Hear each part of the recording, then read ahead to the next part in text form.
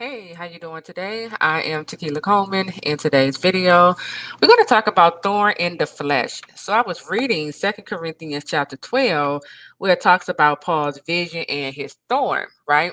And I began to get some revelation, and I was also able to see how the same situation that Paul experienced and went through, we as the God ordained believing spouses, we, can find ourselves, going through some of the same things, right? So let's take a look at this. Let's go to 2 Corinthians chapter 12.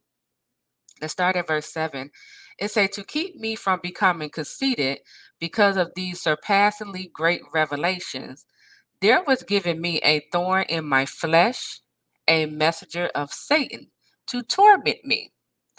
3 times I pleaded with the Lord to take it away from me, but he said to me, my grace is so sufficient for you, for my power is made perfect in weakness. Therefore, I will boast all the more gladly about my weaknesses, so that Christ's power may rest on me.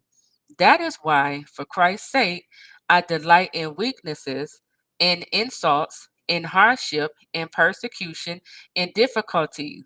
For when I am weak, then I am strong. So, as we just read, Paul was given a lot of revelation from the Lord. And here comes the enemy trying to shut Paul down, trying to stop Paul from revealing the revelation, that he was given from the Lord, right? By becoming a thorn in his flesh, right? And it say 3 times I pleaded with the Lord to take it away from me.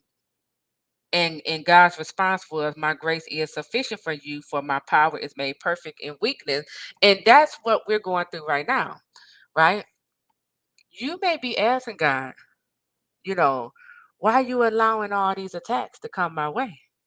You're God. You could go ahead, you could stop all of this. You could take all this away, right? But God is telling you, his grace is sufficient, right?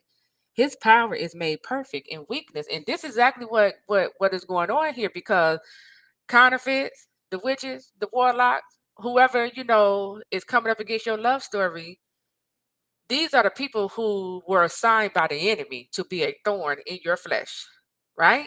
And God can remove them, but he allowed them to stay there. He allowed them to continue to attack you with these love spells and separation spell and send all these witchcraft attacks your way for a reason. He's allowing it to develop you. He allowed that rejection to happen from your prodigal so that it can redirect you back to your heavenly father. He's allowing the enemy to do some of these things to you because it's making you stronger. It's turning those weaknesses into strength. Okay. So understand and know that whatever you're enduring right now is for a reason. Okay. It is to develop you, it is to equip you, it is to teach you what you do not know. The enemy is always going to come for us. But understand, if God allows the enemy to come for you, God is going to use it for your good. Okay. So uh, you know, don't lose heart, okay?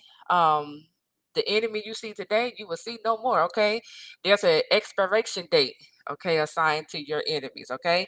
But in the meantime, they are there assigned by the enemy to be a thorn in your flesh, okay?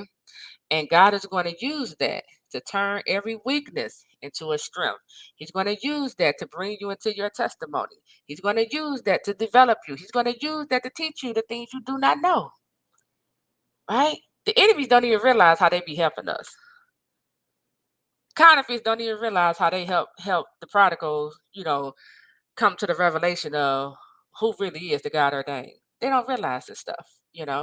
But thank God that He uses everything, He works everything out for our good. So just know and understand, whatever you are experiencing right now, God is using it to teach you, to equip you, to develop you, and to bring you into your testimony. Okay. So with that, I am Tequila Coleman. I'll talk to you real soon. Take care.